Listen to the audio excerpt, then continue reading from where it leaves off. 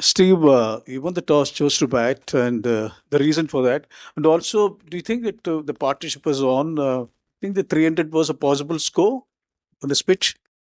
Yeah, I think the toss was the right decision. I think we had our opportunities throughout to post something up above 300. We were probably just that one wicket down, too many at a few stages throughout the innings. If we extended one of those partnerships a little bit, we're probably getting up 290, 300, and we're putting a bit of pressure on the scoreboard. So it's clearly, not the easiest wicket to bat on. The square block as a whole, I think, has seen a lot of cricket over the last couple of months. We can see it's pretty tired, and that's probably the reason why we haven't seen a score above 300 in the tournament here so far. So, we did a reasonable job, but we probably just lacked a couple of those partnerships, just dragging out a little bit further to get us up somewhere near 300 or just above. Steve, you obviously played down the significance of India playing all their group games here, but now we're at the end of the game. Do you think it played a part at all? Yeah, look, I'm not buying into it. I think it is what it is. The India obviously played some really good cricket here. The surface kind of suits their style, with the spinners that they got and the seamers that they have at their disposal for a wicket like that. So they played well. They outplayed us, and they deserve the victory. Steve, in the eventual calculations and finer margins, do you think the fielding of your side was not up to the mark you would have liked? No, I mean we dropped a couple of chances, and I think when you're trying to squeeze the game and you're trying to build a lot of pressure, you need to take those chances when you've got 260 on the board. But that's the game; it happens. No one means to drop a catch. It's part of the game. Steve, would you also say that India planned the chase well, just sustaining that 5 runs and over right through almost? And did they plan the chase well? So the target was 266, still a stiff target, but still they planned the chase well. Would you say that? What was the question? Sorry. No, would you say India planned the chase well? India? Sustaining the 5 runs and over. Yeah, I mean they kept their run rate in check throughout. Yeah, we were probably just, one or two wickets away. It got pretty close towards the end. We were able to drag the game quite deep and try and put some pressure on that way. But yeah, obviously KL played really nicely at the end and Hardik as well. So yeah, we took it as deep as we could. But yeah, they obviously chased really nicely.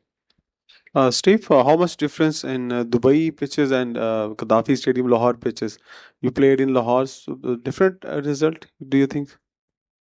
The wickets we played on, yeah, they're completely different tracks. This one's quite slow, two pace, took some spin. I think the Gaddafi track's arguably one of the best one-day wickets in the world for batting. The ball skids on nicely, the outfield's lightning, and there's definite differences there. Steve, when Australia takes part in a semi-final, the expectations are always so high. You're always expected to win. Do you feel that when you play India, their reputation is as formidable? Could that have played a bit on the boys' mindset? Not really. I mean, I think we've got pretty good records in big games in ICC events, and I thought the guys turned up and did a really good job. There's obviously a bit of inexperience in our team, particularly our bowling attack.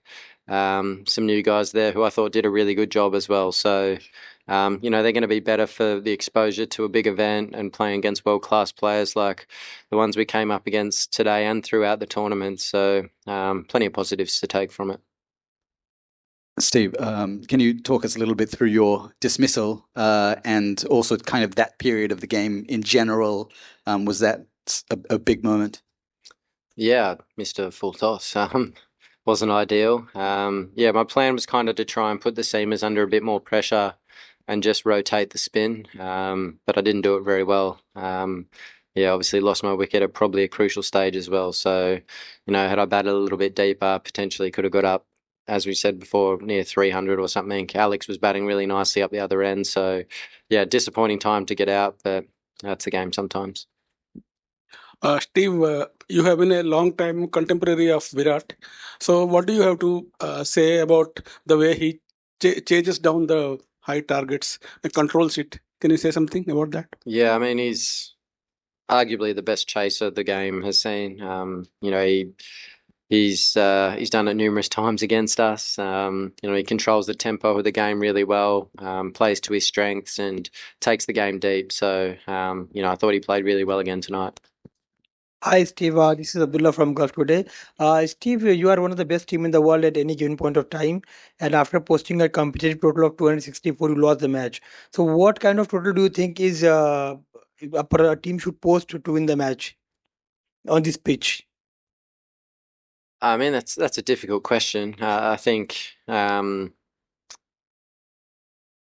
I mean, somewhere up around 300, I think, on that surface would have been a really good total. You know, there's a bit of scoreboard pressure. You've got to take a few more risks, I guess, to get above the rate. You know, with 264, they were able to absorb a few balls here and there and take the game pretty deep. So, yeah, I think 300 would have been nice, but yeah, we weren't able to do that.